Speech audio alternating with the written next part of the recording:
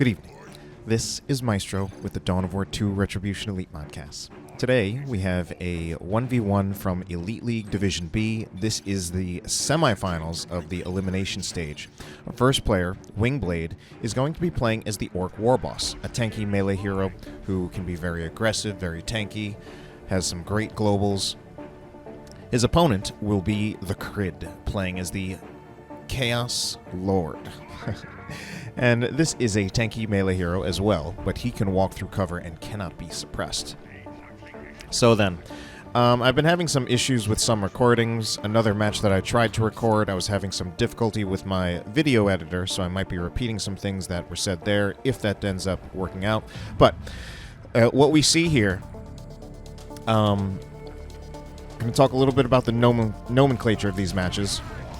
Any of the Elite League matches that actually have the designation of either quarterfinals, semifinals, or finals come from the bracket stage of the Elite League, which is the second stage.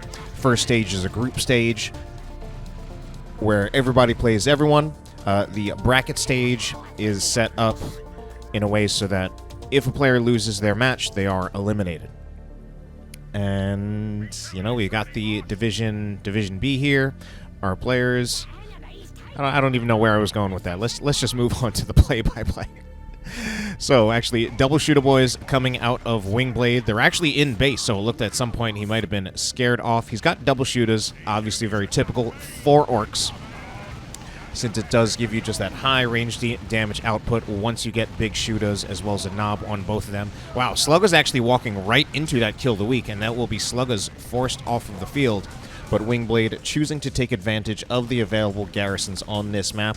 And garrison play has definitely been a point of contention in Dawn of War 2, as well as in recent memory, where some players have made very good use of garrisons, and those garrisons are things that if you don't have any counters to it yet, garrisons can be very powerful. However, once you do have counters, garrisons kind of become a death trap. So at the moment, Crydd does not have an answer, but actually he just got one, these Noise Marines. Not the most typical purchase for Chaos. I would say out of the tier 1.5 units, Noise Marines are the ones that I expect to see the least compared to Raptors and Havocs.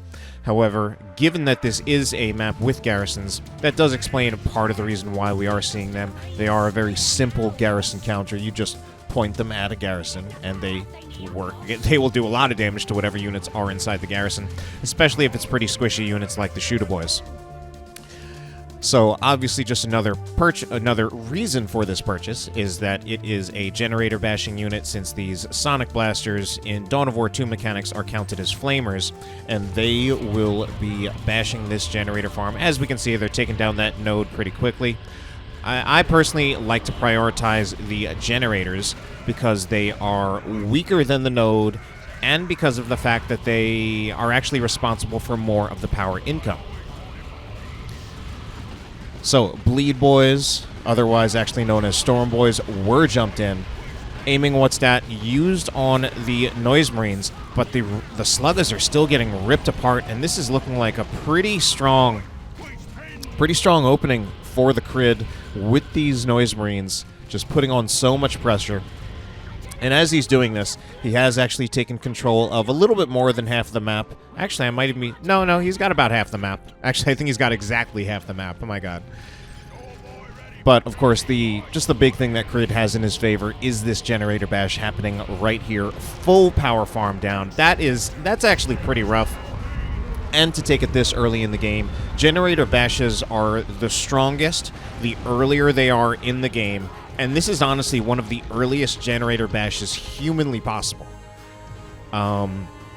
Basically, those Noise Marines were purchased. They pretty much made more or less a straight run over to this power farm. 3 generators were destroyed, so that's 100 requisition each. And then the node was destroyed as well, which is 125. So in total, 425 requisition down the drain for Wingblade, and add that to the fact that now he has lost all of that power income as well. He's at plus 24. compared to plus 59 for the Crydd. So he's going to try to answer back with a Generator Bash of his own. And luckily for him, I think that he will meet some... This will have some, at least some success. We'll see if he was able to get as much as the Crydd did on his power farm. And especially with these shooters hanging out in the back, although they're not a flamer unit, they just have such high raw DPS that it looks like the Crydd might actually be... Sorry, not the Crydd. Wingblade might actually be able to get an even trade on this power bash. Or as close to an even trade as he can possibly get. Again, because the Crydd's power bash came earlier, it's still the better power bash. But this is basically an immediate response by Wingblade. And I think I still want to see him finish off the node. The generators, as I said, I feel that's definitely where most of the power income comes from. But getting the node also matters a lot too, because before you can build generators, you need to have a node down, and building that node takes time. Whereas if the node was left alive, the Crydd could very easily just plop down another 3 generators in quick succession. So, does still look like it's a bit of an advantage to the Crydd. He's got the... Well, actually, yeah. I mean, it's an advantage in most measurable ways. I would even say he still has the better power income. Well, that might be disrupted at the moment, though, by this additional generator bash by Wingblade. But the obvious way that the Crydd has the advantage is that he is going to Tier 2 already. Whereas Wingblade hasn't even started, and honestly looks pretty far off from Tier 2. My god, Wingblade actually... He's roughly at the... He's very, very close to having enough resources for a Blood Crusher. So what I would say, I think Blood Crusher would definitely be the purchase that he wants to make at the moment. With a Blood Crusher, yeah, even our observers are saying the same thing. With a Blood Crusher, there's very little Wingblade would be able to do about that for a while. The Blood Crusher could run back over to this power along with the Noise Marines, and there we do indeed see the Blood Crusher purchase. And that would just solidify the Crydd's advantage, make it really, really hard for Wingblade to come back in this game. Meanwhile, Shooter Boy's in a huge amount of trouble.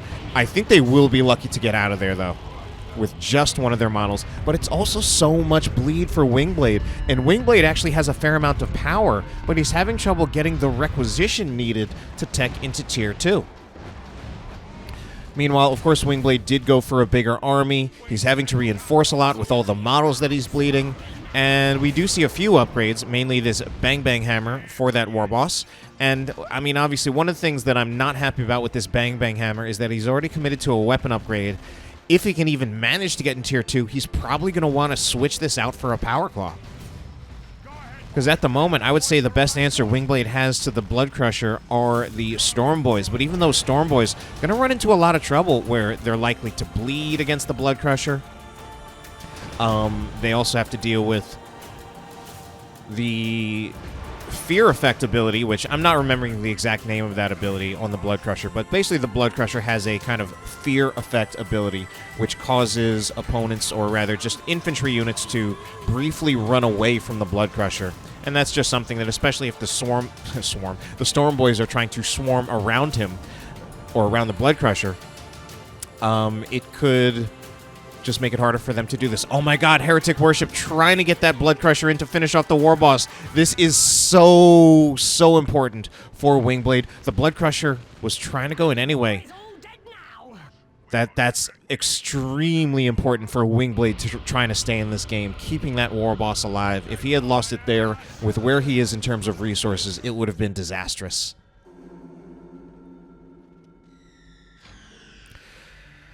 So Noise Marines being used to pretty good effect here. Oh, but this pincer movement by Chaos really just needs to be met with a full retreat from those Shooter Boys, and they actually suffer quite a few losses. 3 models, more than 400 of their hit points, and here is that additional Generator Bash. Wingblade is only in... He's not even up to Tier 2 yet, so there's just not a sufficient answer to the Blood Crusher.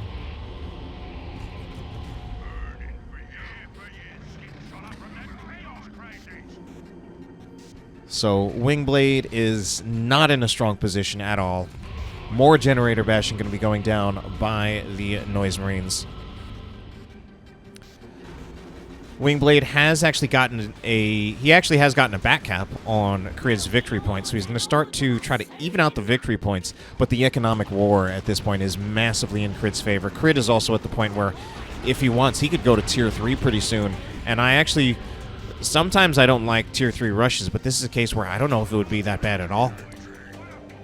Wingblade still doesn't even really have enough to deal with the tier 2 purchase out of the Crydd.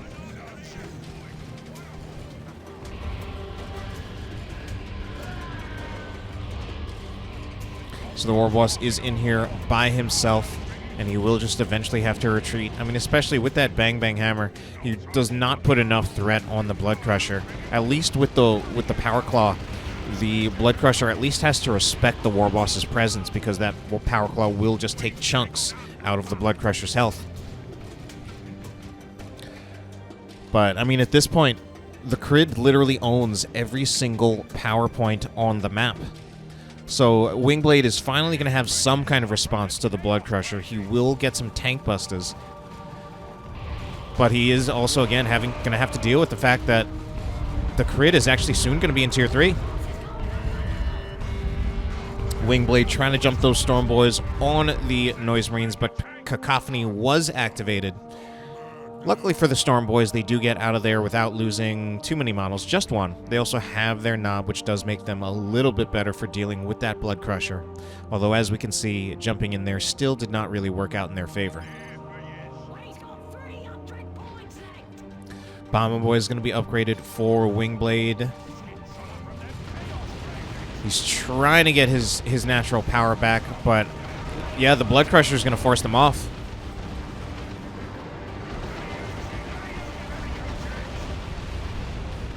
So finally, there are some rockets going in from those tank busters on the Blood Crusher. And again, we see the Blood Crusher. Immediately, the Blood Crusher just has to play with a little bit more respect. As soon as he starts taking some damage there, we see him backing off and playing a bit more defensively. The advantage is still very much in the Crydd's favor in so many different ways, even if he does have to back up a bit. And again, at some point, the Crydd could get... At this point, I would say it almost doesn't even matter what the Crydd gets. Whatever he gets, I think Wingblade is going to have a really tough time dealing with it. Predator... Okay, he does decide to make it Terminators, and again, I don't even think it matters that much. Predator would probably be the most vulnerable, but at the same time, that would still mean that Wingblade's tank busters are trying to focus down 2 vehicles when he's already having enough trouble dealing with 1. Chaos Terminators, definitely less risky than the Predator at the moment against what Wingblade has. Able to tank a lot of... almost highly resistant to anything the Shooter Boys can throw at them. Going to be great at bleeding really just anything... any of the Orc infantry squads, period. Good against the Warboss, too, just because of the overall high range DPS of Chaos Terminators. Yeah, you know what? Actually, between the 3 choices, the Blood Crusher... Actually, there are 4. I think this actually is, in my opinion, the best choice against what Wingblade has at the moment. I think the most Wingblade has to worry about here would be the Storm Boys. If the Storm Boys can get a stun on the Chaos Terminators, then they can actually put in a lot of damage. But we've also already seen that the Crydd hasn't had much trouble countering the Storm Boys with his existing army. Now, silver lining for Wingblade, he did take out the Heretics for the Crydd, which I do think it's slightly important, given that the Crydd now actually a little low on resources. And he will indeed make a Heretic purchase, his next just replacement Heretics. Whereas if he didn't need to replace his Heretics, he could really be looking at like another tier 3 unit purchase.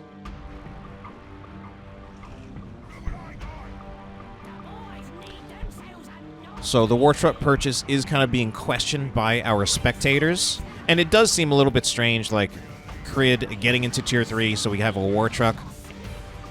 I think here are some of the reasonings I could see behind that. Now, one of the reasons is to put the tank busters in so that they could have a better chance of actually finishing off the Blood Crusher. Another reason is also so that any of the infantry squads can get in to protect themselves from the ranged fire from the Chaos Terminators. Since those Chaos Terminators will bleed really any of the Orc squads very, very quickly.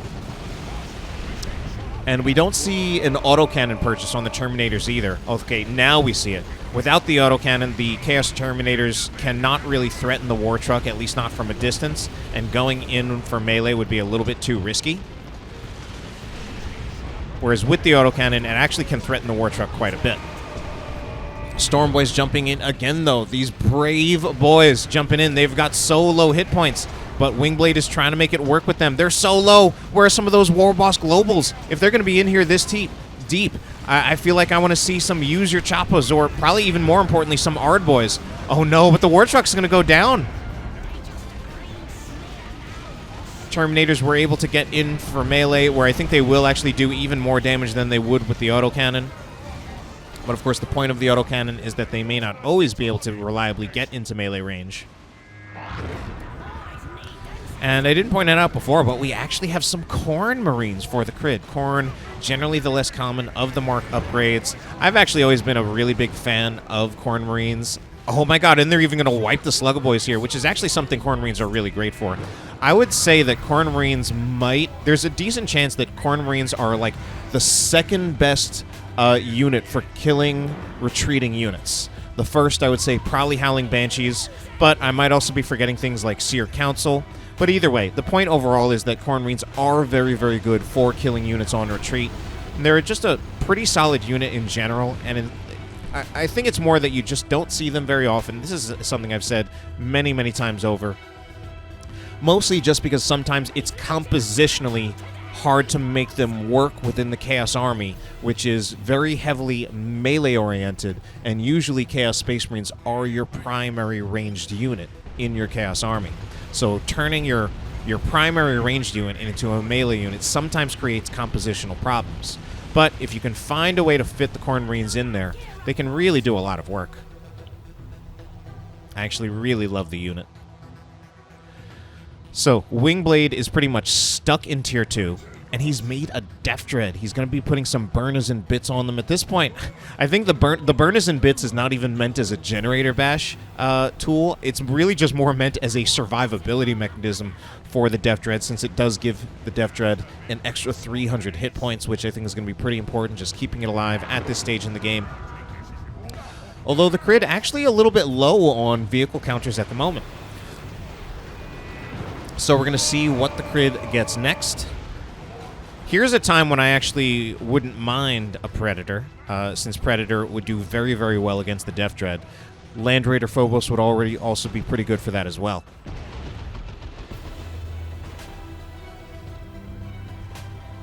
If we could talk about a Great Unclean One, that wouldn't exactly put as much threat on the Death Dread, although it wouldn't necessarily have to fear the Death Dread either.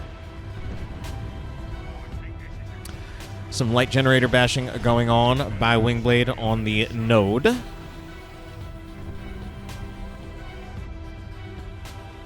I think especially with the double Death Dread play, I think that makes Great Unclean One a little less likely, and something like a Predator, the value of that increases since it's able to really just kite the Death Dreads while putting in heavy damage if it gets a las cannon. Shooter Boys going for a decap. This is not good for them. These Shooter Boys are absolutely dead. There's no chance they survive out there. Wingblade giving up an entire Shooter Boy squad to just put on some triple cap pressure, some very brief triple cap pressure.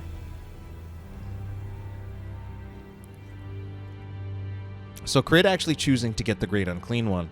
And yeah, I mean, the damage sources against the Great Unclean One, I don't think the Great Unclean One is a bad purchase at all. It's going to put definitely less pressure on the Death Dreads than either a Land Raider Phobos or a Predator would, but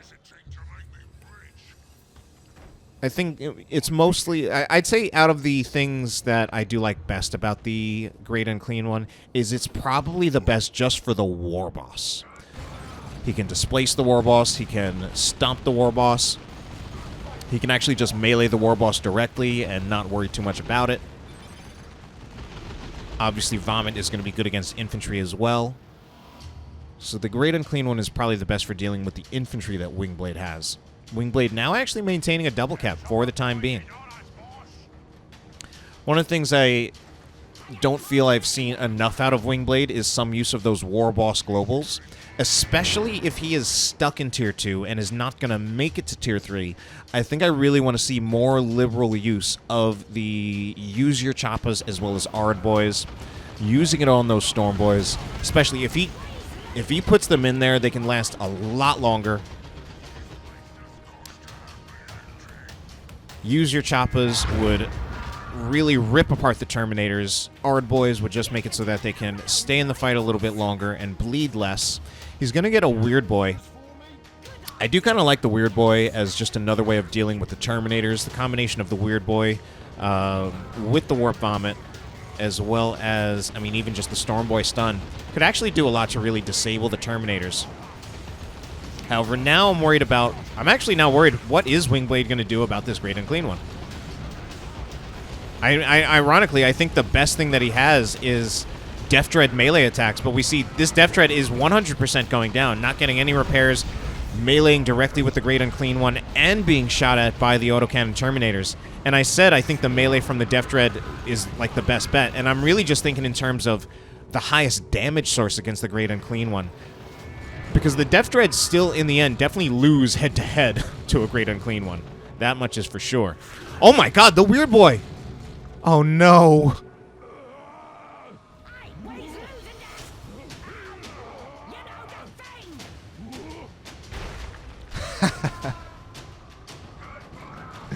Oh no.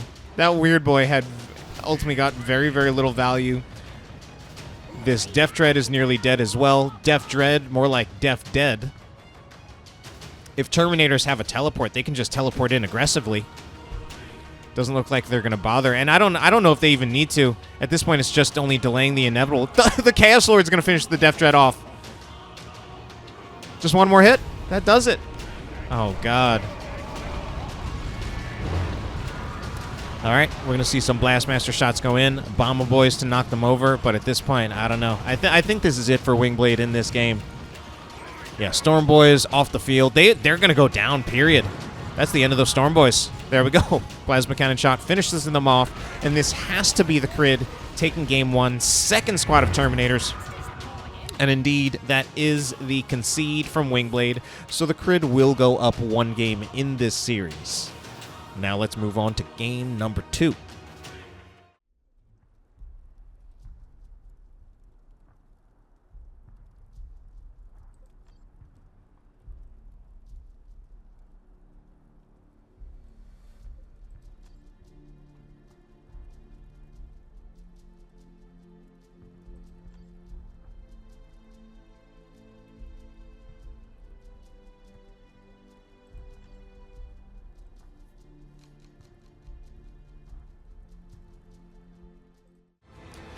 Game number 2 in this series will be taking place on Fedrid Folly. Wingblade is now switching over to the Chaos Lord. He's now got the Chaos Lord, tanky melee hero who walks through cover and cannot be suppressed.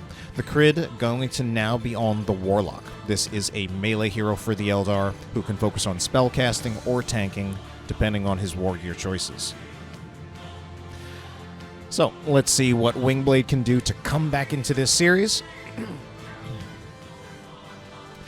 Wow, Warlock. Look at this aggressive moves by the Warlock, looking to disrupt Wingblade's power income. Gets an immediate destructor on the Heretics. Now going to melee them. Does not knock them off the cap, however, and there will be a response here by the Chaos Space Marines, but the Crydd immediately going to start the decap, so immediate disruption on Wingblade's power. This is going to be rough, because this decap will finish. There's nothing Wingblade can do about this. Actually, I think I meant to say it's pressure that Crydd is doing. Yeah, I mean, that's pretty aggressive there. I mean, even if he will eventually get it back, I mean, look at this. We've got the power decapped. Well, Crydd has actually already managed to put down a full farm. I mean, that's already something that could potentially just put him pretty far ahead. And we also saw the use of Destructor there on the Heretics. That is an area of effect spell, baseline for the Warlock, and it is something particularly effective against Heretics because of how squishy they are. So Chaos Space Marines looking to get in cover. in just a regular range fight, they should just win handily against the Dire Avengers. That's why we saw the Dire Avengers attempt a grenade. However, I think the Dire Avengers also are more in cover compared to the Chaos Space Marines, but ultimately Dire Avengers will retreat before losing a model, because even if they seem to be more actually in cover, just a direct range fight between the Chaos Space Marines and the Dire Avengers ultimately massively favors the Chaos Space Marines because they are just much, much tankier. The Dire Avengers actually doing slightly more damage, but just much bigger health pool for these Chaos Space Marines, as well as the fact that heavy infantry armor does give them a resistance to piercing weapons, which both the Chaos Space Marines as well as the Dire Avengers have. Destructor was thrown in again there, but that one seemed to be actually a pretty complete miss on the Heretics. Warlock will now... Actually, no, I meant to say Banshee's getting in melee there. Oh, but the Banshees are getting healed. So, early Channeling's Rune purchase. Those Heretics are going to get wiped. Oh, ouch. Rough start for Wingblade again. Jesus. I don't think he loses the Chaos Lord, and it would be absolutely crippling if he does. He has to replace the Heretics. He already lost one squad of Heretics. And despite the fact that he lost the Heretics to the Howling Banshees, they really are the primary counter to the Howling Banshees at the moment. And not necessarily in the sense that they win just head-to-head, and especially they won't win if with a Warlock supporting them with Channeling Runes. But you just need that suppression from the Doom Blast to control them, to prevent them from just ripping apart your Chaos Space Marines. So Wingblade still with the lower end of power income, especially given he's had to spend a lot of requisition, given that he's going for a double Chaos Space Marine build. Sometimes you do go for double Heretics rather than double Chaos Space Marines, which is a less wreck-heavy opening. And then, of course, there's the fact that he had to replace the first squad of Heretics that he bought as well, so a lot of requisition invested. I'm actually, if anything, surprised, though, that he's not putting down... I was going to say more generators, but this probably indicates that he wants to buy a squad of Raptors. That's my best guess. Yep, there we go. Just because, just with the cost, if he was not going for Raptors, he honestly should have put down more generators. Okay, Chaos Space Marines going to find themselves in another fight against the Dire Avengers. The Dire Avengers actually doing kind of well here, but I feel like they should still drop a model first, but the Chaos Space Marines are also pretty close to dropping a model. At this point, of course, the Dire Avengers is going to be looking for a grenade. This is actually not a great position. Okay, grenade was fully dodged, so well played by Wingblade there. And Dire Avengers do end up losing 3 models to the Heretics in retreat, so the Heretics there were kind of there to kind of break that stalemate and just to make it go in Wingblade's favor. Ooh, this Guardian weapon team going into the garrison. That's almost a little risky. It's just, they're so low, but it looks like putting the Guardian weapon team in the garrison is scaring off enough of Wingblade's forces, as well as the fact that these Banshees are redirecting his attention to this part of the map. Chaos Space Marines still getting ripped apart by Howling Banshees. Another model goes down, and Channeling Runes goes in. So Channeling Runes, a channeled ability from the Warlock that gives the Howling Banshees, or really any allied infantry squad, healing over time. You can do any allied infantry squad, but it clearly has the most synergy with Howling Banshees. Since they are a melee unit, it does mean they are often more exposing themselves to damage, more so than other squads. Since a lot of the way Eldar squads work, since they are generally less tanky, while also generally less tanky than squads from, like, Chaos armies, while also being a little bit more expensive compared to, like, say, Imperial Guard armies, you often want to try to position most of your Eldar squads in a way so that they can do damage without taking damage. And, of course, theoretically, I mean, I guess, ideally, you want to do damage without taking damage with any unit. But there are squads like Chaos Space Marines which are actually designed to tank some range fire. Grenade going to go in. Let's see if Wingblade dodges it. Okay, it's going to be TheCrydd faking the grenade. He's sticking these Dire Avengers around here a little too long, though. Yeah, a little too long trying to play those grenade shenanigans, and he loses it. So, I mean, we see there, the grenade on the Dire Avenger squad does allow them to play kind of a risky game. I don't know if maybe it's like no, I don't think Gambit is quite the right word. But it's a real card that Dire Avengers have up their sleeves that not a lot of ranged units have, where a lot of times one of the ways you want to deal with ranged units is you want to tie them up. That means engage them in melee with another one of your own unit, because then they can't shoot in ranged. Usually you're also looking for advantageous matchups. Certainly a dedicated melee unit fighting a dedicated ranged unit is usually a win in favor of the dedicated melee unit in melee. But then there's also just knowing which ranged units will beat other ranged units in melee. Chaos Space Marines will beat Dire Avengers in melee. However, part of the game that we see TheCrydd trying to play is take advantage of the fact that Dire Avengers are a squad that actually has a grenade available to them. And if they can place the grenade correctly, without the opposing player dodging them, they can actually get a very powerful just grenade use on the squad that's trying to tie them up in melee. But at the same time, there's a lot of counterplay to that, with the opposing player being able to anticipate it, react to it, and dodge it. And there, TheCrydd was just playing around too long, trying to play that game with the grenade, to the point where he kept the Dire Avengers in there just way too long, and eventually they were whittled down by the Chaos Space Marines. So obviously that was a very long discussion about grenades and Dire Avengers. Let's take a look at a little bit of the play-by-play for what's going on in this game. Wingblade is going to Tier 2. TheCrydd already in Tier 2, so that tech lead again coming from that tech lead that he established from disrupting Wingblade's power and quickly putting down the 3 generators. He's already got that Wraithlord on the way. Wingblade just about to Tier 2. Okay, we are going to see Channeling Runes active again, providing those heals to the Howling Banshees. But there might just be enough Chaos Squads here to win out over the Howling Banshees with the Channeling Runes. Okay, Raptors. Oh, that's actually really, really lucky. And a big win for Wingblade. He gets the Raptors out of there without losing a single model. Howling Banshees lost 1. Okay, Wraithlord is out for TheCrydd. Wingblade choosing to get a Blood Crusher, even though he's slightly behind. Now, the good thing about the Blood Crusher, if we compare these two walkers, the Wraithlord and the Blood Crusher is obviously a lot cheaper. Blood Crusher also has less health. It has 600 compared to the 110 of the Wraithlord. However, if my memory is correct, the Blood Crusher actually does more damage than the Wraithlord. I believe it does 95 DPS heavy melee, whereas I think the Wraithlord is only 85. And that may not seem like a huge difference, given how much more health the Wraithlord has. But the Blood Crusher can get support in the form of the Heretic Worship. Heretic Worship helps it to restore its health while it's in the middle of a fight.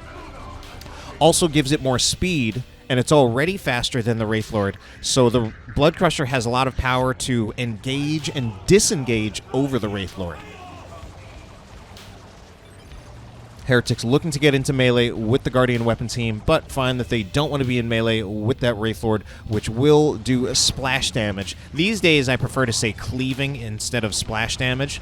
Cleaving actually coming more from some of my MOBA experience, but I think it makes more sense for a unit like the Wraithlord, where splash damage I think more in terms of like an explosive weapon, whereas I think cleaving makes more sense with a melee weapon.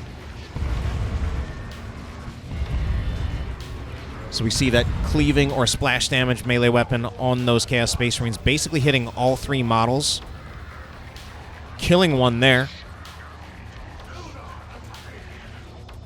Noise Marines out on the field is also going to help a lot to deal with the Wraithlord. I actually feel that Wingblade, I was wondering how he was going to deal with the Wraithlord, given that Chaos, not easy to upgrade your units from Tier 1 to deal with a vehicle without a Havoc. But between the Plague Marines and the Blood Crusher, I'm actually a little disappointed that the Blood Crusher is not here along with the Plague Marines. I think that's a strong enough combination that he should actually be able to win out against the Blood Crusher. Now, the Chaos Lord, I don't really like him chasing down the Wraithlord because I don't think he has a lot to offer against the Wraithlord. And I would like to see him more playing as a role of, like, guarding the Plague Marines. Even though the Plague Marines are really tanky and don't really have the risk of getting wiped against Banshees the way Chaos Space Marines do, of course, they can still be tied up. And if they're tied up, that could be enough to save the Wraithlord from the missiles of the Plague Marines. So Chaos Lord, he only has his starting weapon, but even so, Kill the Weak can just be just enough knockback or enough just of a deterrent to the... Oh no, is he going to lose the Blood Crusher here? He lost the Blood Crusher. I'm actually so disappointed in that. And Bloodlust is committed now. Oh no, Raptors are so low in hit points. Raptors cannot stay in here. Where are the Heretics as well? Okay, luckily, the Howling Banshees are disrupted. Otherwise, they could have possibly gotten a kill on the Raptors. Chaos Space Marines also in a huge amount of trouble. So Howling Banshees are going to go after them and just barely don't wipe the squad. Heretics are now finally in here, and that should be enough. Howling Banshees might get wiped if they are not retreated immediately. Okay, Distortion Field is put on them, but it's not enough, and the Howling Banshees go down. I feel like it was kind of misplays on both sides. Oh, the Warlock, does he go down as well? He was super close to not going down. Finally, I think he was at like 1 hit point before he started getting healing from the Webway Assembly. What is the Chaos Lord still doing in here?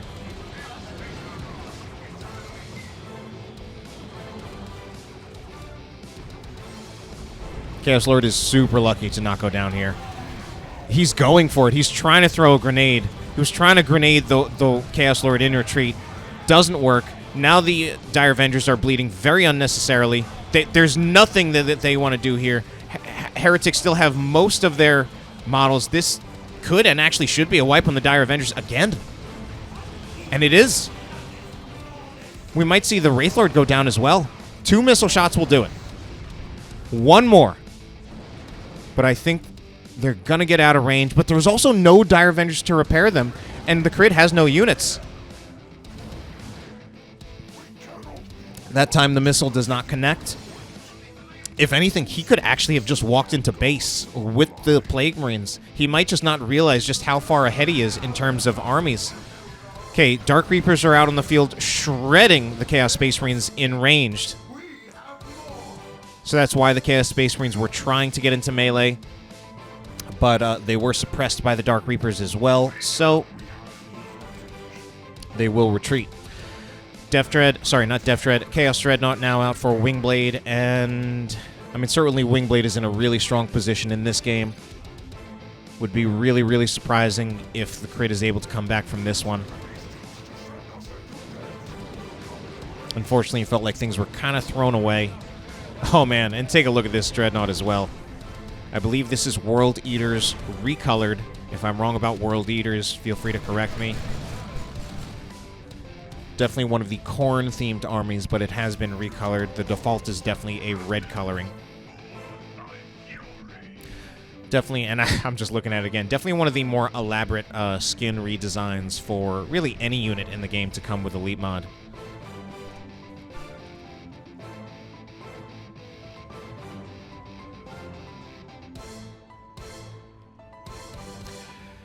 So Wingblade looking to threaten that triple cap at the moment. Now, the Crydd does still have some resources in the bank, which he can use to buy another unit, and then maybe with 1 more unit purchase, he might be able to start fighting this. But things are actually going to be really tough. Actually, he might not... He's going to get some Fire Dragons. Because what he's dealing with at the moment, he has a Wraithlord, but he's up against an anti-vehicle snare, a Dreadnought that will, at this point, with the Mark of Khorne, will quite handily beat the Wraithlord in melee, and once it gets in melee, the Wraithlord can't fire in ranged. Okay, Death Dread, I don't know why I want to keep saying Death Dread. Chaos Dreadnought looks like it's being committed. Blood Rage is activated. And you know what? Part of what this can also do is just pin the Crydd in his base, and then once the Crydd is pinned in his base, it'll be a triple cap for Wingblade. Time is running out for the Crydd. Even if this Dreadnought eventually dies, this could help win Wingblade the game. But it looks like he actually wants to see if he can get it out of there. Okay, Raptors will jump in. They get suppression, so they will be tying up the Fire Dragons, and then the worship from the Heretics allows the Chaos Dreadnought to move a little bit faster. Eventually, Heretics should want to unworship to start putting in some repairs on the Chaos Dreadnought. Barrage goes in from the Dark Reapers, but ultimately to very little effect there.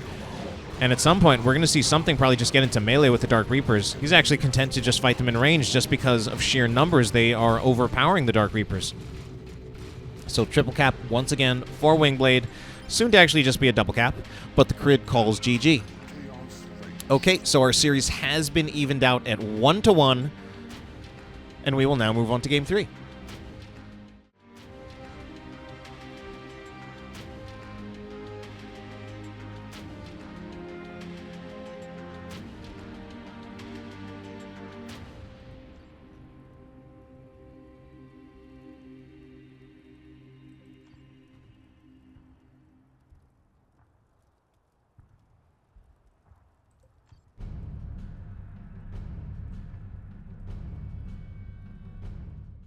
Game number 3 for the Division B semifinals will take place on Selenon Island. Wingblade this time going to be heading back on over to the Orcs, and who you will be playing the Kommando Knob this time, a sneaky Orc with guns, bombs, and knives to do all sorts of nasty things to you. His opponent, TheCrydd, will now be playing as the Space Marine Apothecary, a healing commander with a targeted heal as well as a passive heal regeneration aura. So, with 1-1, we could see 2 more games, we could even see 3 more games. Slightly atypical build for Wingblade, not too much. Obviously, the standard, definitely the most standard by far is the double shooters, but instead he's going with the double slugger, so we'll be able to put on more melee pressure. That is something that could force more shotgun purchases out of the Crydd, because if the sluggers approach, especially double sluggers, they will definitely easily overwhelm a squad of tactical marines. I would say even with the heals coming out from the Apothecary, I think it won't be enough if both sluggers focus on one squad, and even if they focus on separate squads, it's just a lot of pressure that Wingblade can put on that might force the Crydd to have to back off and give up the field. Another thing we could also potentially see here is the use of the Hide the Boys global from the Kommando Knob to try to set up some ambushes with those slugger boys. And if he can force out some of those purchases like shotguns, possibly something like Purification Rites from the Apothecary, that's just going to be forcing the Crydd into investing more power in dealing with Wingblade's army. However, at the moment, Crydd seems to be doing just fine. He's got a victory point lead. He's got the double cap. He decided to focus on the left side of the map, which is where you have your contested victory points. Sorry, where you have the natural victory points. But there are 2 of them there, and they're closer together. Whereas this contested one on the side, that's where Wingblade is. But it did mean that he gave up his natural. So victory point pressure is actually pretty strongly against him at the moment. We're seeing this Kommando Knob trying to get some capping done, but he's being forced off a lot, just finding himself outnumbered and outgunned. Are we going to see Flamer purchase on this Tactical Marine squad? Okay, at this time it looks like the Crydd feeling that a Flamer purchase not entirely necessary for only taking down 1 generator, and the combined damage from both the scouts as well as the Tactical Marines proving to be enough to finish off that 1 generator.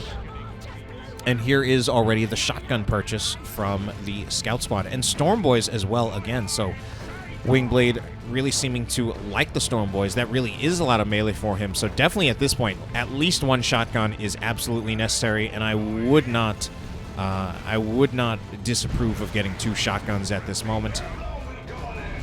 So Tactical Marines not even moving at the moment. Okay, Shotgun Blast does go in on the Storm Boys, and actually an immediate retreat for them. So we can just see what the damage they took. They were actually pretty lucky to not lose a model. And that is part of the challenge of using Storm Boys. Just with their reinforcement cost, especially the power involved in their reinforcement costs, they're very susceptible to bleeding to the point where they're sometimes affectionately known as Bleed Boys. And the Kommando Knob finding himself having to retreat yet again. Unfortunately, even with the bigger army, it feels like Wingblade is mostly split apart. However, he did manage to actually fully wipe the Crydd's power farm.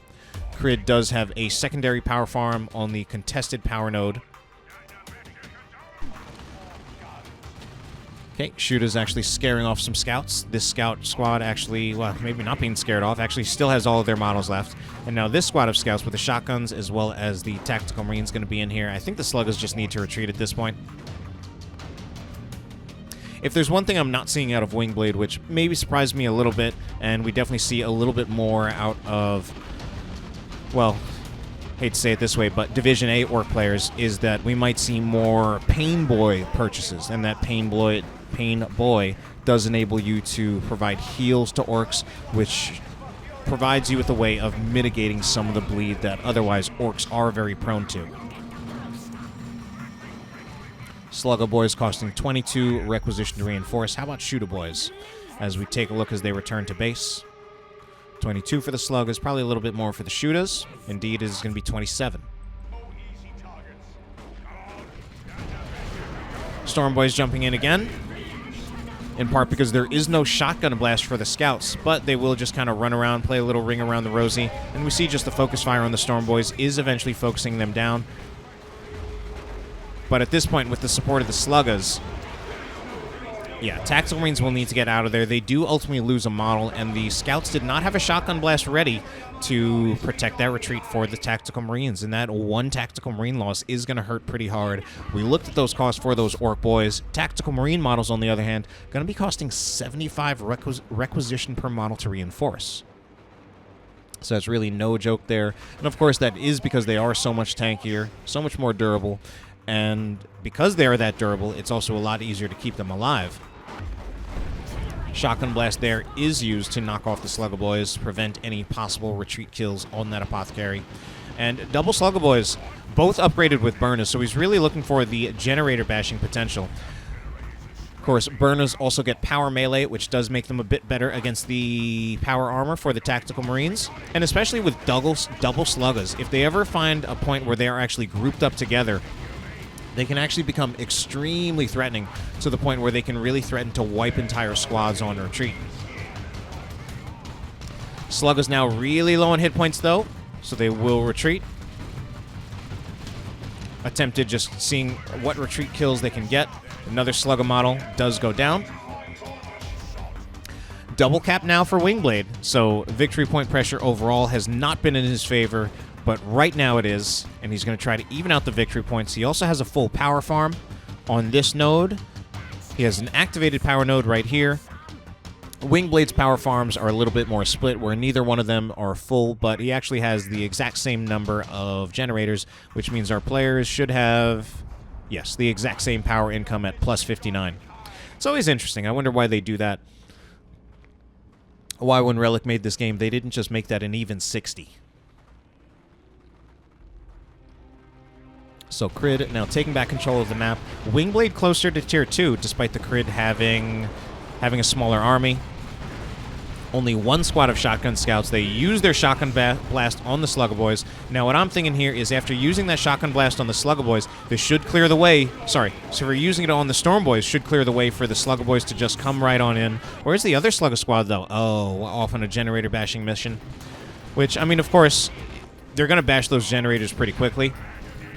But he is not doing well to win this fight without having that second Slugger squad there. And where is that Kommando Knob? Kommando Knob sneaking around. Well, maybe not so sneaky because he's not even infiltrated.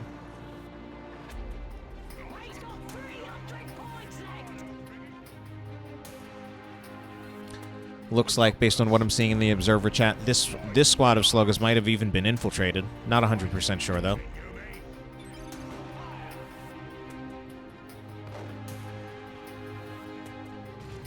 So he's trying to disrupt the requisition income for the Crydd. Did get a decap on his natural requisition point here, which is actually almost fully matured in Wingblade's favor. This one also going to be capped. I think he's... Oh, all right. The special attack does get him off. I wonder if he wants to try to finish it anyway, just so that the Crydd has to go through the full... He needs to go all the way through that full decap. This is actually pretty impressive by Wingblade. The only problem is that he's also bleeding a lot of victory points in the process, especially because Crydd is actually getting a back cap on the contested victory point, and Crydd, despite being pushed back into his base, has a triple cap. So victory points are massively in his favor, over 200 at this point. And Wingblade is now finding himself retreating. He is at best going to recap his natural, and then it'll be a 2-to-1 against him. Finally does have a Death Dread on the way, but Crydd also going to be building up a Space Marine Dreadnought. Space Marine Dreadnought at this point. Typically for a Space Marine Dreadnought, very rare to see the multi-melta. We've seen it a few times lately, but usually you're either going to be keeping it in melee to counter melee units, or getting an assault cannon just for that rather extreme range damage pressure. More damage than a Tactical Marine squad on an assault cannon Dreadnought. Has the barrage ability, which can be great against all these squishy infantry units. For the moment, I'm going to say probably expecting to keep it in melee. Kept in melee, it definitely beats the Death Dread, just period. Emperor's Fist going to absolutely do nasty things to melee squads. Emperor's Fist used there. Going to continue to use, there's some more of that cleaving or splash damage melee. Just ripping apart the Storm Boys. 3 models killed there. Those Storm Boys didn't achieve much. Death Dread is still in here, however. Death Dread is pretty far away from home. Going to kill another scout model. Definitely does. Death Dread now in a little bit of trouble, though. I think we're going to need to see... Oh, wow, he's going even more aggressive. Gets a special attack. I was going to say, if he still has the charge, which I hope he does, use that to try to get the Death Dread out. We don't see Missile Launcher upgrading on this Tactical Marine squad. The Death Dread should be able to get away. Unless we see Missile Launcher. The only thing that could stop this Death Dread from getting away should be a Missile Launcher on the Tactical Marine. Oh, wow. But the Dreadnought actually still finding melee hits. I might be wrong about this. And that's the end of the Death Dread. Unfortunately, I feel like kept him there just a little bit too long. Really surprised to see the Dreadnought just chase after it. They do have... I believe the 2 units have the same speed, but... It really should have been... The Death Dread does have a charge ability, which it should have been able to use to get out, unless it was used aggressively, in which case it was on cooldown, and then he couldn't use it to get out. Storm Boys looking to put some pressure on that Apothecary. Storm Boys, though, notoriously bad at killing on retreat. Special attack from the Dreadnought, followed up by Emperor's Fist. Really, really making it a lot harder for these Storm Boys to get value. Storm Boys do still have 5 models, though. Tactical Marines didn't focus down their damage enough, and there's enough support from the Slugga Boys, actually, that the Tactical Marines have to get off the field. Shotgun Scouts using grenades instead of shotguns do a lot of damage to those Slugga Boys. Actually only killing 1 model, though. They will be stunned. So I think they need to retreat here because there's no shotgun blast coming out of the other Scout Squad. All right, they get out of there just walking out of there, but they're down to so very few hit points. We've now got some tank busters out on the field for Wingblade to put some more pressure on the Dreadnought, but that's going to be a drop pod right on top of some Shooter Boys' faces. Tactical Marines coming out of that drop pod, but they'll get jumped on right away and hit with a Warp Vomit. Tactical Marines, oh my god, these Tactical Marines are absolutely getting mauled here. How many special attacks are those Storm Boys going to get? 2 Tactical Marine models going down. That was not the drop pod that the Crydd was looking for. And now he actually does choose to put an assault cannon on it. The melee Dread was actually doing quite well. The assault cannon Dread can also do pretty well. Just going to bleed so much damage against those. Oh, nearly wiping the Shooter Boys. If there is something about the Dreadnought, the assault cannon Dreadnought, it's going to be a bit worse against the Storm Boys now. But what it will be good against is actually the tank busters of all things. Since if they'll just put in a lot of damage against the tank busters, and if it looks like the tank busters might finally get in too much damage on the Dreadnought, can actually use the barrage to actually disrupt the tank busters. Barrage is going to go out now. Actually missing the tank busters, but certainly hitting the sluggers quite a bit. And a grenade wipes out the tax. Not the tax, wipes out the tank busters. Those T words getting a little confusing. Apothecary completely unupgraded. Probably going to go down here. A little bit ill-advised to put him into melee like that with so few hit points and without an additional upgrade such as like Purification Rites. Now, shouldn't be too hard for a Laraman's Blessing.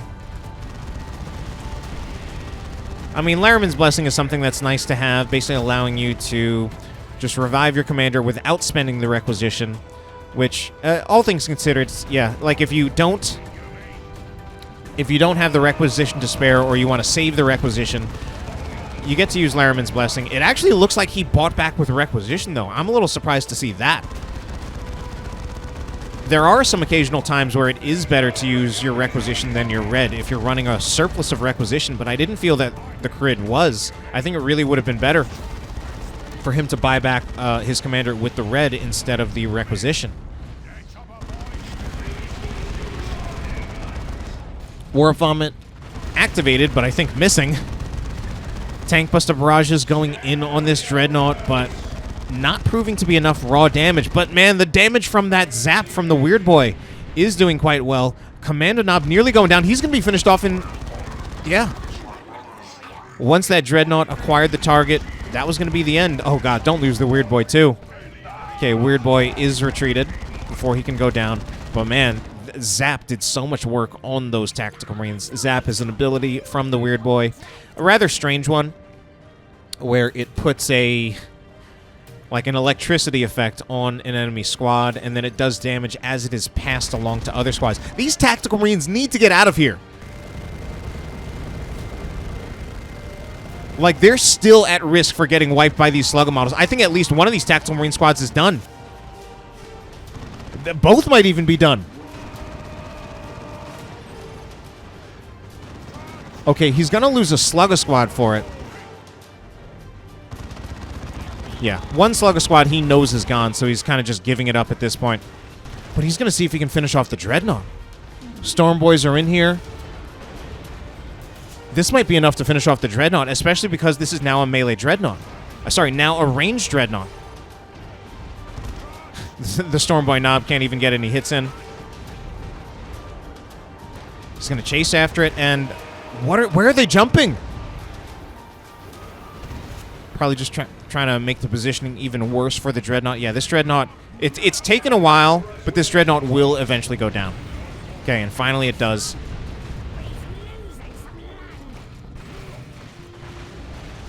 Tank Buster Rockets going in just to disrupt the Tactical Marines. Also helps the Sluggers and the Storm Boys to get into melee, but now they're backing off for some reason. I'm actually not entirely sure why. They could have actually stayed in there and fought. Certainly the Storm Boys could have. Maybe not the Sluggers. Oh, I see. There wasn't much of the map left. They would have been going into the base turrets. So, Wingblade has actually overcome the victory point deficit that he had experienced early on. He's now going to Tier 3. The Crydd is getting another Dreadnought. And Looted Tank. I think that's the best blind purchase that he could make at the moment against the Dreadnought.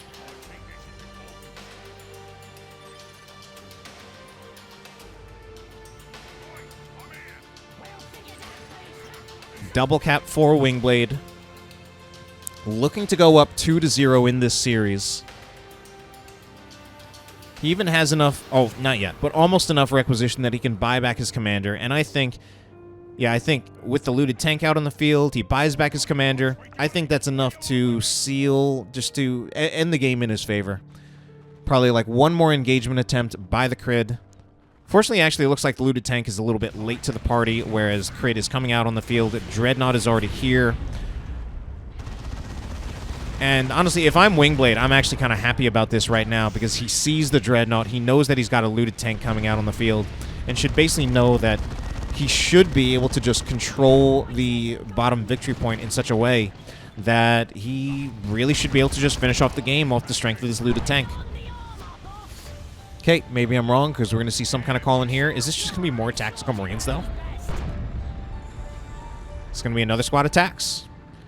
Maybe we eventually see... okay, there is one missile launcher purchase. But my god, just look at that shot from the cannon on the Looted Tank. Did so much burst damage against the Tactical Marines. I mean, one more shot from the Looted Tank or they get knocked over. Oh, the Warp Vomit does kind of catch them. Double missile launcher attacks, but they're so low. Boom shot going in. Oh, no, sorry. I thought that was going to be from the Looted Tank. That was actually from the rocket launcher from the Kommando Knob. And now this Looted Tank actually starting to take a little too much damage because the Sluggers are not here to repair it. They're instead capturing. I mean, it does get... the Looted Tank was killed? I'm so surprised that happened.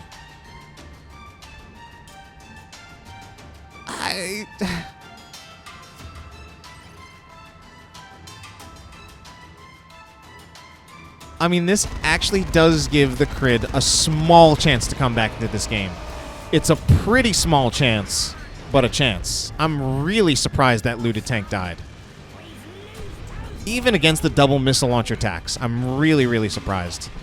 I think the key thing against him was that the sluggers were not there to provide repair support. They were off backcapping. But I think Wingblade might be able to take it in the end. He's committing the Stormboys here to killing the Dreadnought.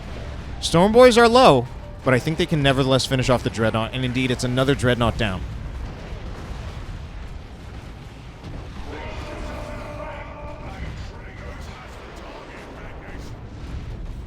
Oh my god.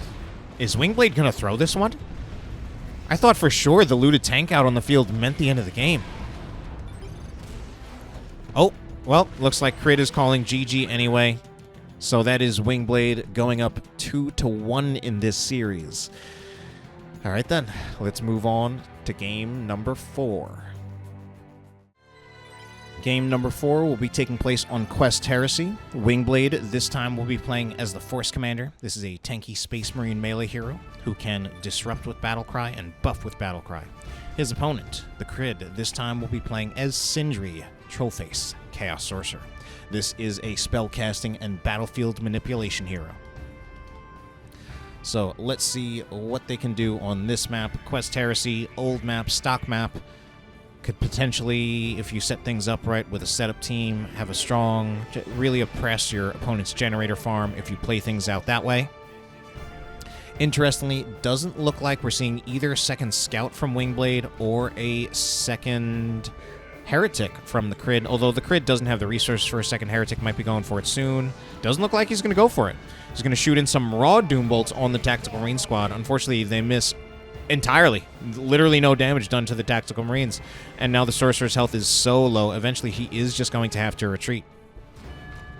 A little bit of a rough play there, missing everything with that Doom Bolts.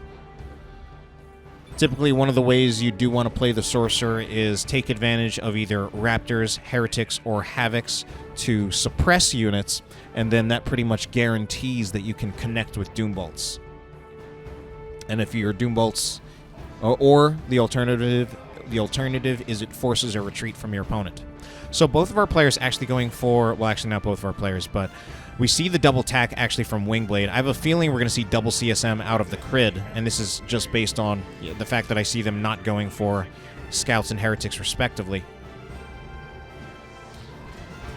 Some power expenditure for this is the Crydd, whereas none put down for Wingblade yet. Wingblade should definitely put one down like now, actually. Oh, Crydd actually choosing to get some noise rings. Okay, that makes a little bit more sense.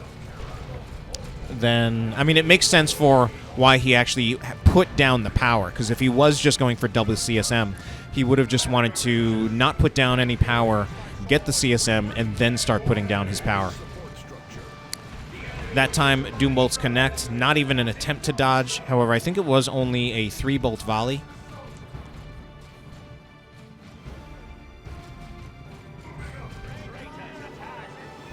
Part of what the objective are for the Noise Marines is also to kind of make a straight run through here to actually start putting some pressure on your opponent's power. Doesn't always necessarily have to be straight run, actually. You could try to wrap around either this way or this way.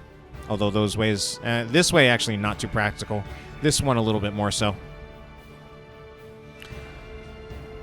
So Wingblade, I was going to say, I thought moving around his Force Commander here might be looking to get a decap on the Crydd's natural. Crydd also needs to be really careful running around his Sorcerer with so few hit points and without a teleport war gear. He's going to go for the decap, but this is really risky with even just where the Tactical Marines and the Force Commander are. They could theoretically make a play for killing the Sorcerer here. Okay, losing the Force Commander does mitigate that somewhat, but it's still actually a possibility with the Tactical Marines. If they can just focus them down a little bit until forcing the retreat, and now Force Melee might just be enough to do it. Not quite enough. I think he wasn't quite in a good enough position for that Force Melee.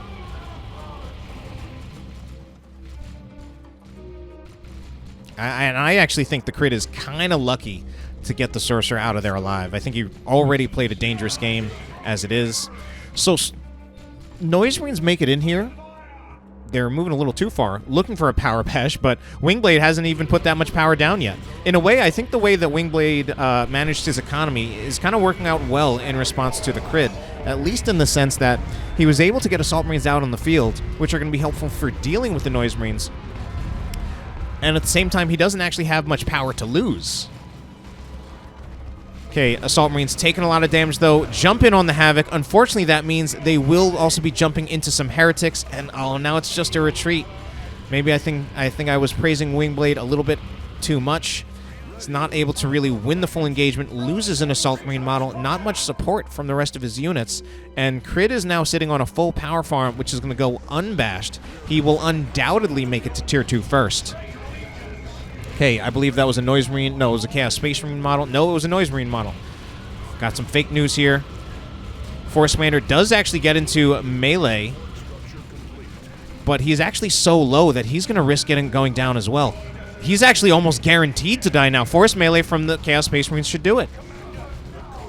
Unfortunately, a little bit too aggressive, trying to make things work there.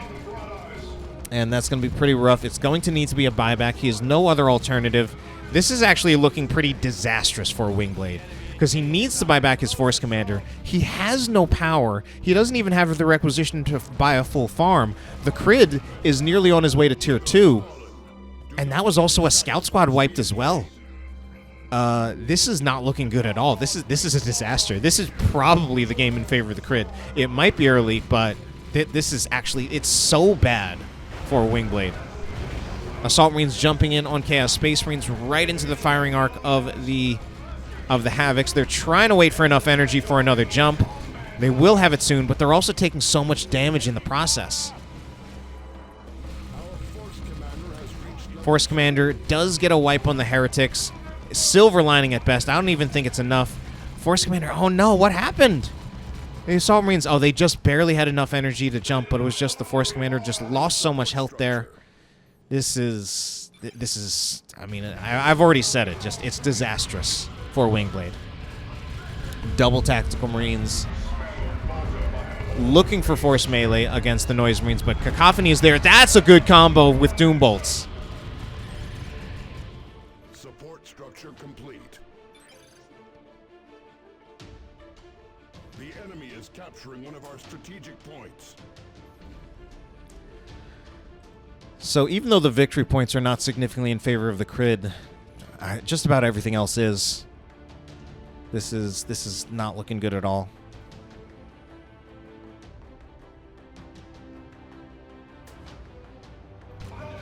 Okay, Assault Marines probably going to be looking for a jump. Luckily for the Assault Marines, the Havoc is not set up, but they will begin to set up. However, this also gives some time for the Assault Marines. They will actually have enough energy by the time the Havoc sets up.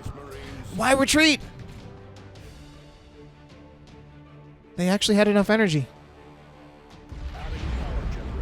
I mean, I guess now that the Noise Marines... Oh, God. These generators, they're not even get a chance to be fully built before they're just ripped apart by the Noise Marines.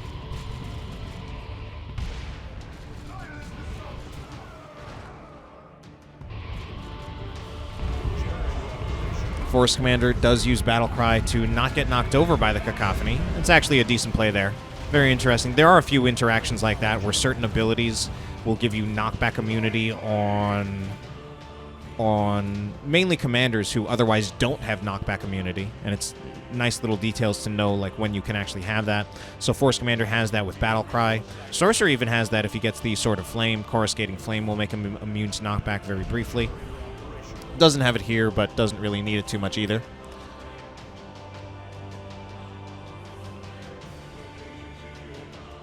Victory points look even, but Doombolt's going in. They're just not even in the attempt to dodge, taking out just about half of the Tactical Marines' hit points.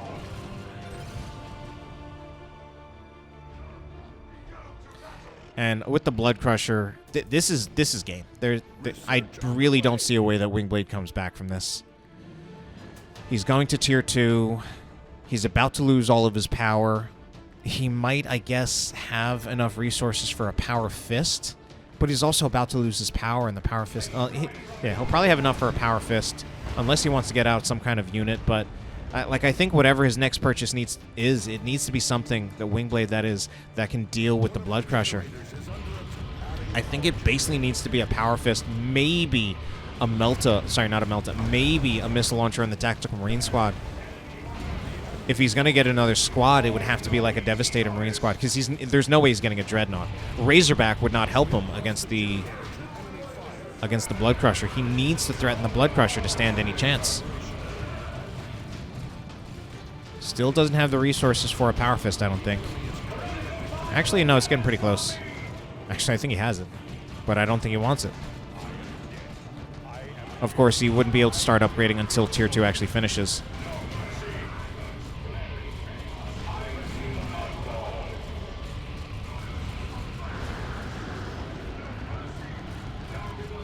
Okay, he's not upgrading to the Power Fist. He's gonna get a Razorback. I mean, normally Razorback, I would say yes to Razorback. I think that is, especially in 1v1, I think it's usually the best purchase you can make in Tier 2, just not in this situation.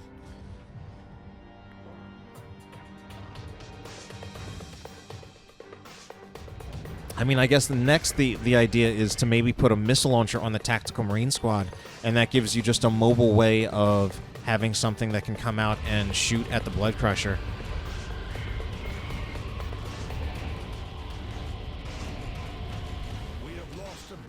I mean, Wingblade trying to find places where you can put down generators. This one's going to be recapped by TheCrydd. This is a dominant game in favor of TheCrydd. This is the most dominant game in the series so far. Even though the victory point count still looks kind of evenish,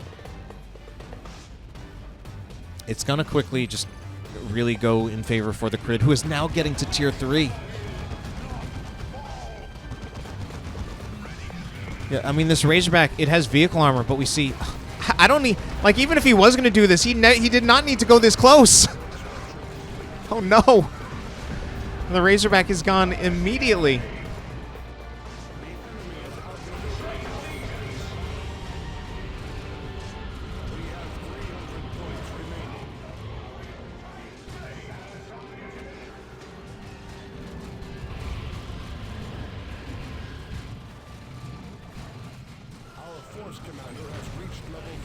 Alright, there are times when I called this too early, but this time, this game is done.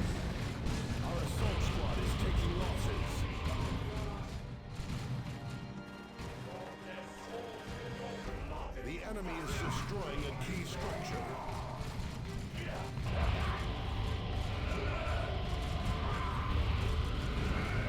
Node will be bashed again. I mean, at this point, well, we'll see what Wingblade thinks he still has up his sleeves. I mean, going for it. Basically, it looks like he's just going for a decap.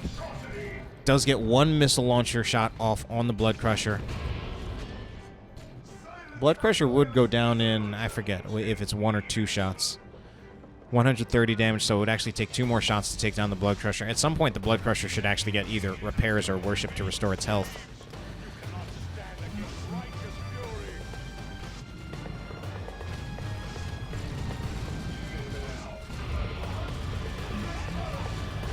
Okay, Assault Marine still coming in here. Force Commander is so low, though. He's just walking around, and now he's so low. He should go down again.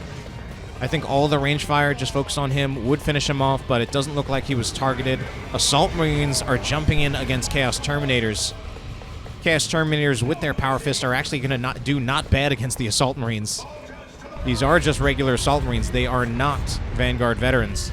More Doom Bolts will go in on the Missile Launcher Tactical Marine Squad. Triple Cap is now making the victory points go massively in favor of TheCrydd, and Wingblade finally does call the GG there. So the series is evened out at 2-2, and it will go to a final 5th game in the series to decide the winner, who will go on to the finals of Elite League Division B, Season 5.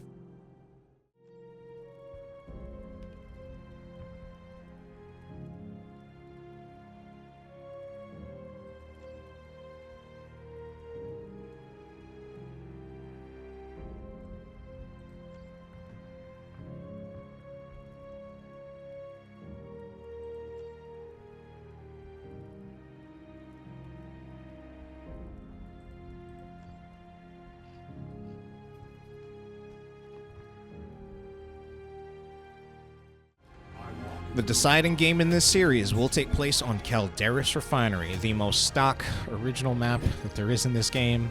Wingblade will now be playing as the Eldar Warlock. Melee hero for the Eldar can be more of a spellcaster or a tank, depending on your war gear choices. TheCrydd going to be playing as the Warboss. This one just straight up a tank. No other way to go about him. Actually does kind of have some support abilities too. So, after that dominant performance, let's see what Wingblade can do to try to come back into this series. Of course, the scoreline is even, but the momentum gotta be in favor of the Crydd after that last game.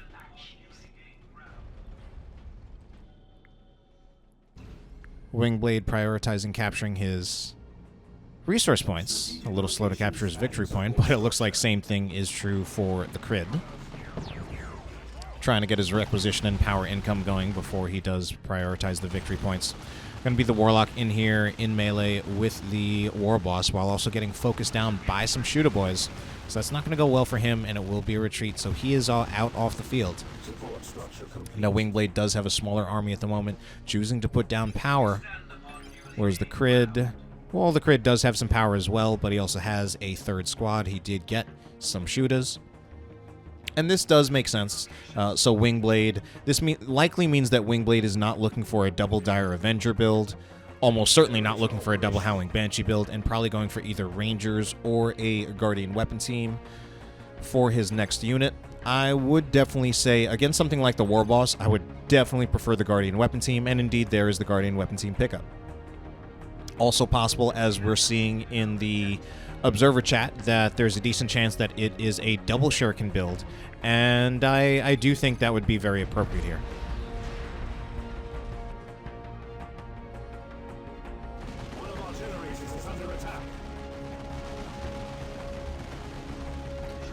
So shooters looking to just go for whatever bashing they can. Of course, these shooters at the moment are unupgraded, and although the ranged opening from Orcs is generally considered rather strong, when shooters are still unupgraded, their damage is actually not that great. They do, I believe, 7 damage per model, unless that has been changed, so that does come out to 35 DPS piercing overall, a bit less than a full Tactical Marine or Dire Avenger squad. Once they get the big shooters, they actually are, they're quite a bit more than that, since those 7 DPS small shooters are replaced with, I believe, 18 DPS big shooters, again, unless that has been changed, which is actually quite possible it has been. Some of my data is unfortunately a little outdated. A long time ago, I did commit myself to memorizing a lot of this data, but of course it changes quite a bit over time, and it's been a lot harder for me to readjust to a lot of those changes. So we're going to see the fourth squads out for both of our players. Yet again, another one of these Stormboy purchases. Our Division B players loving these Stormboys. And it's actually going to be the Rangers out from Wingblade, so that 1-1-1-1, I don't even know if I said enough ones build, where you just get one of each Eldar Tier 1 unit. I don't entirely disagree with the Rangers. It will, I mean, it's going to be good just for bleeding pretty much all of the Orc squads, as long as he can keep them at a distance. The only thing that what I am a little concerned about it is that the double Shuriken, I think, would have been better for dealing with the Warboss as well as the Stormboys for the Crydd. When you're playing against an Orc player who's playing as the Warboss, there's just so much pressure that the Warboss can put on just with how tanky he is, especially with certain war gears. Although our current Warboss is completely unupgraded, these Rangers are going to get wiped. Just no reactions from Wingblade, not even the retreat. And that is rather sad. I don't know why we had a double rather, making them even sadder. And oh no, this is not good. Use your choppas. Oh my god, are they gonna, and they finish off the Warlock too. Rough start for Wingblade. Should also be converted into a power bash by Wingblade as well. Sorry, by the Crydd. I mean, we have a Guardian Weapon team. Guardian Weapon team is being tied up by the shooters. I totally saw that going in a different direction, where the Stormboys would have jumped on the Guardian Weapon team. I think the shooters are actually losing to the Guardian Weapon team. Indeed they do. The shooters are going to get wiped. What is this?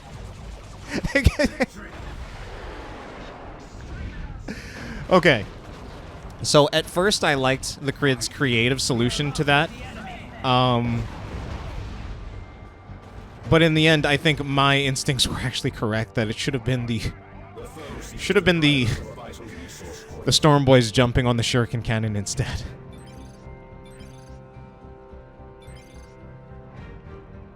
Okay.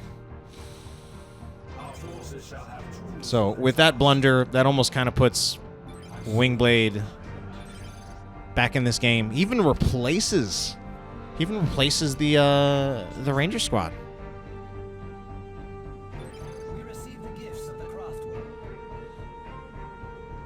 So nothing much happening yet at the moment. We are going to see the Warlock. He will just be trying to recapture some requisition.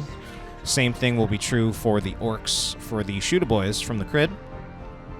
Players taking a little bit of a break before they decide to engage again. We've got Sluggers in retreat. TheCrydd possibly looking for... with what I've seen from TheCrydd so far, I would expect him to just go to Tier 2 at this point, rather than getting another new squad. And yeah, and we do indeed see that.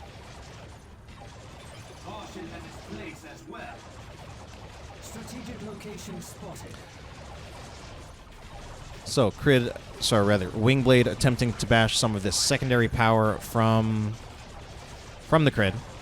Crydd probably set this up because he was getting some of his generators bashed on this side or something. I don't know, actually. Not sure why there's no power here. I guess at some point it must have been bashed and I just missed it. So, Storm Boys will jump in, but they're jumping right into Howling Banshees. They put on Use Your Choppas. I'm still not sure if this is a good fight for them. Targeting the Guardian Weapon Team so they get the special attacks. This is actually cutting it real close for both of these squads. This is such a dangerous game of chicken, and Wingblade loses it. No, just kidding. I mean, they both lose it. Oh god, if Wingblade gets the Howling Banshees out of there, Wingblade wins it. They get out of there with 3 hit points. I mean, wow. It was actually amazing that they both stayed in there that long. I was wondering who would press retreat first. And my god, that was crazy.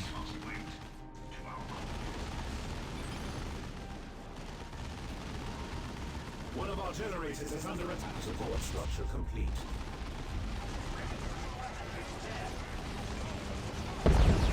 Okay, Destructor will go in on these Orc Boys. Finally scares them off the field. Warlock, no upgrades. Warboss, no upgrades. So far, so far this is definitely a more even game than the last one, but it's also definitely a sloppy game. This is a game that I would call maybe a slobber knocker, but Crydd, he suffered more of the losses at the moment. Actually, I'm not so sure about that, but he certainly is down to fewer squads. He nevertheless made it to Tier 2 first, and he will be able to put out a Death Dread on the field before Wingblade is able to even make it to Tier 2. So Crydd still with an advantage in this final game here.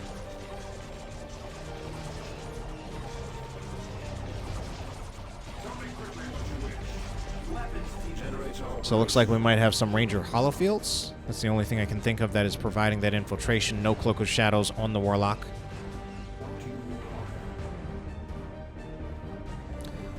Part of what's also tough for Wingblade at the moment, having lost his Dire Avengers at some point, he is kind of lacking a lot of good damage to focus fire the Warboss.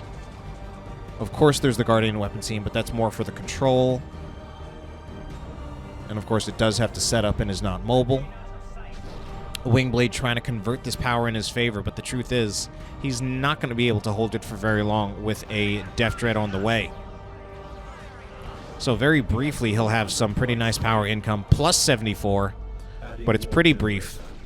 Also choosing to put some generators over here, perhaps not expecting that he'll hold on to this for very long.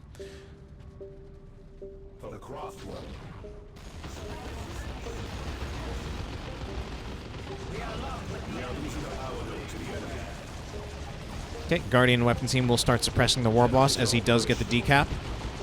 Howling Banshee's looking to go in here, but there will be a Warboss Stomp. Does a huge amount of damage to them. I mean, I think part of Wingblade's intention there was that he knows that he has the Warboss suppressed, so he wants to see if he can do enough damage to the Warboss so that he would not be able to finish the decap. But unfortunately, he did have the stomp ready. Just stomp them, knock them over. One of the things to think about there is, like, knowing that the Warboss has the stomp available, is you run the Shees in, but then you also pull them out to try to bait it out so that they don't get stomped. And especially because I don't think there was a huge amount of... Well, there was a shooter squad behind it, but I think with only the one shooter squad, I think they could have afforded to tank that damage, especially if they got something like Distortion Field Global from the Warlock. But it also looks like Wingblade has almost no red. Probably using... Oh, I did see a Webway Gate somewhere, so that's part of where he's using some of his red. Might also be putting Distortion Fields other times, and I'm just not catching it. Distortion Field is a global ability for the Warlock that reduces the range damage that a targeted squad takes. It is something that is perhaps not as well known. It is, I think, often viewed as...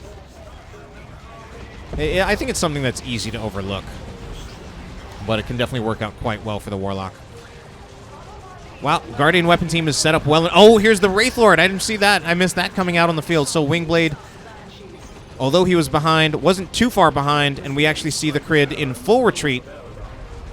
Even the Death Dread is doing its best retreat impression, using its charge ability to just get out of there as fast as it can. Unfortunately, the charge does eventually run out.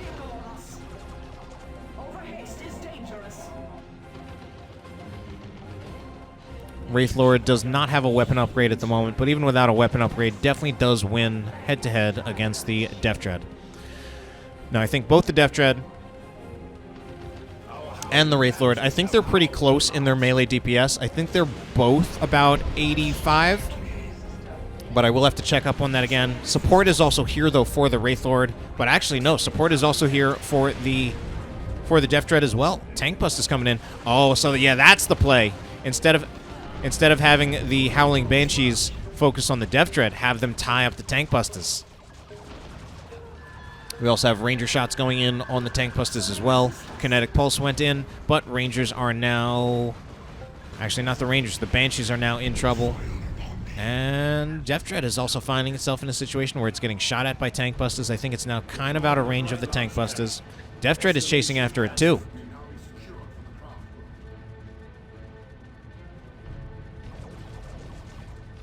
Oh, he's recommitting. Oh, because he's looking to tie up the Tank Busters with the Warlock. The Wraithlord is so low on hit points, though. But, of course, so is the Death Dread. The health bars were a little bit misleading since this is a Death Dread that does not even have its burners and bits. It only has a 650 health maximum. And I was just looking at it with about 25 or 30% of its hit points, thinking that it had as much to stand against the Wraithlord. But the Wraithlord, just with that bigger health pool of 1,100, still has a total health of 299 and even regenerates it over time. Howling Banshees looking like they're in some threat against some Slugger Boys with both Use Your Choppas and Ard Boys activated on them. Not actually retreating yet. Maybe, I was going to say, what are they looking for? Oh, they're looking for a Guardian Weapon Team kill. Yeah, this Guardian Weapon Team is kind of in trouble. Okay. Finally, the Kinetic Pulse buys it enough time to reset up, and then the Slugger Boys just retreat, knowing that they will not be getting in melee with that Guardian Weapon Team. Banshees, meanwhile, potentially in trouble. They do get suppressed by the aiming What's That, preventing the Banshees from getting into range with the Shooter Boys, but only for so long. Banshees will eventually get in there. I think War Shout is on cooldown, so it's not going to be suppression, but, I mean, at some point, they can just chase after the Shooter Boys as much as they want, because aiming What's That is also on cooldown. 2 monos already taken off of the Shooter Boy squad. Looking for more. There's another one. Make it 3. Can we count to 4? Probably not.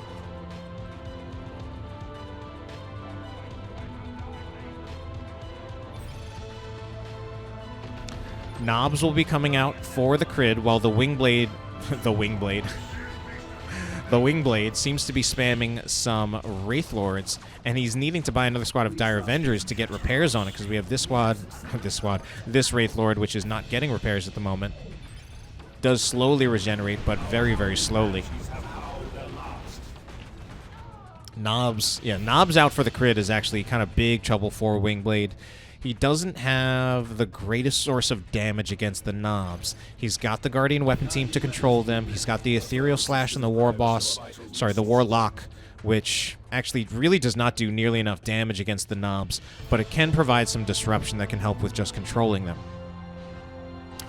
Now, these Wraith Lords, ultimately, the Wraith Lord, I would be really worried about the Wraith Lord against the knobs, especially with some tank busters providing supporting fire.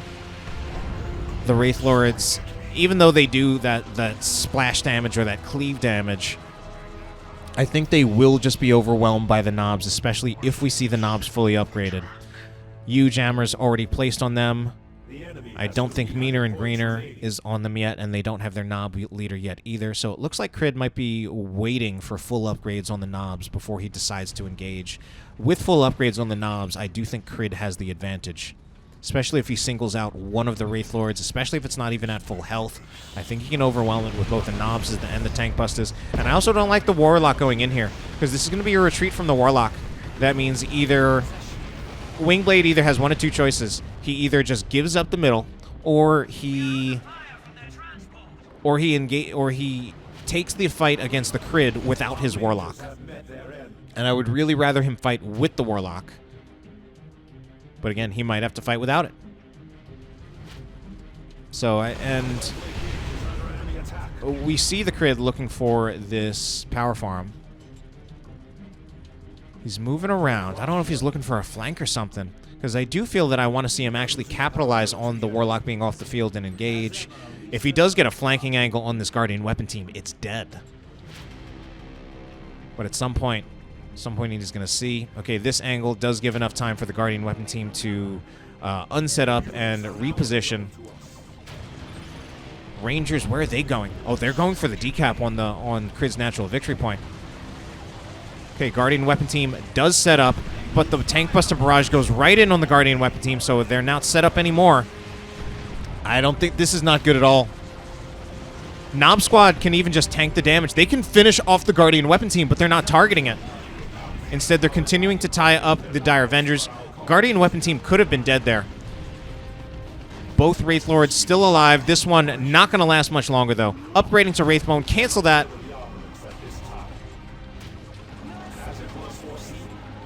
And with a Warboss, also with a Power Claw. This should be another dead Wraith Lord. Ard Boys, arguably, not Ard Boys. Use your Choppas. Honestly, not even necessary. But just to really secure the kill there. Howling Banshee is going to be dead as well. Big win for the Crydd in that engagement. Oh god, and taking out the Warlock too. Triple cap. Victory points are even, but it's a triple cap. That's got to be the game in favor of the Crydd right there. Yeah, that was pretty well done by the Crydd. I just looked at what he had and felt that he had all the tools that he needed to win the fight. I didn't feel that Wingblade, that he didn't have a chance at all, but I definitely felt the odds were stacked against him. And I think things especially got worse when, like, the Warlock was forced off the field prematurely and not available for that fight.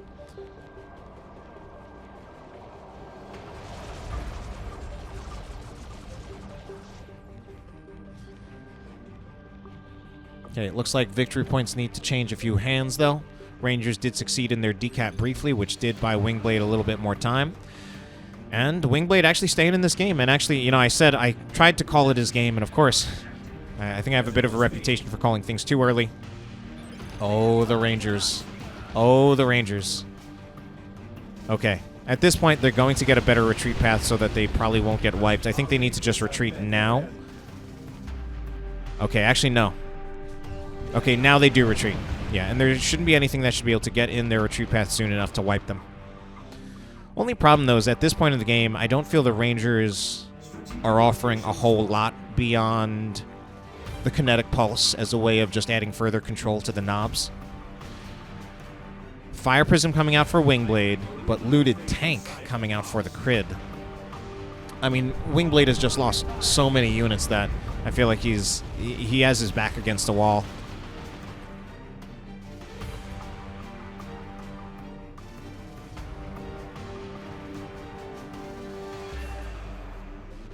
Pathways of fate are open to me now.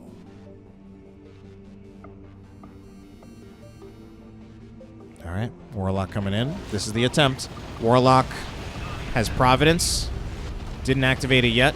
And now just a retreat. Oh no. What happened? It's just he's just in full retreat here.